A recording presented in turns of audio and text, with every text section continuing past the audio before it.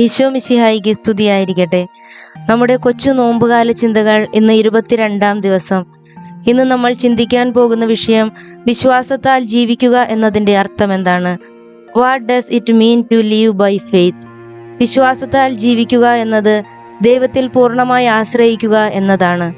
കാണാത്ത കാര്യങ്ങളിൽ വിശ്വസിക്കുകയും ദൈവത്തിൻ്റെ വാഗ്ദാനങ്ങളിൽ ഉറച്ചു നിൽക്കുകയും ചെയ്യുക. വിശ്വാസത്താൽ ജീവിക്കുമ്പോൾ നമുക്കുള്ള ഭയങ്ങളെയും സംശയങ്ങളെയും ദൈവത്തിന് സമർപ്പിക്കാൻ സാധിക്കുന്നു. ദൈവത്തിൻ്റെ വഴികൾ നമ്മുടെ വഴികളെക്കാൾ ശ്രേഷ്ഠമാണെന്ന് വിശ്വസിക്കാൻ സാധിക്കുന്നു. പ്രതിസന്ധികളിലും കഷ്ടപ്പാടുകളിലും ദൈവത്തിൻ്റെ സാന്നിധ്യം അനുഭവിക്കാൻ വിശ്വാസത്തിലുള്ള ജീവിതം നമ്മെ സഹായിക്കുന്നു.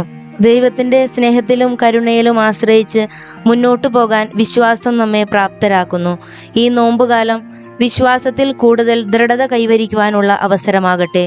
ഓരോ ദിവസവും വിശ്വാസ പ്രമാണ ജപം ഹൃദയം കൊണ്ട് ഉച്ചരിക്കാം. ദൈവം നമ്മെ അനുഗ്രഹിക്കട്ടെ.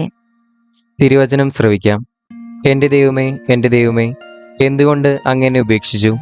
എന്നെ സഹായിക്കാതെയും എൻ്റെ രോദനം കേൾക്കാതെയും അകന്നു നിൽക്കുന്നത് എന്തുകൊണ്ട്?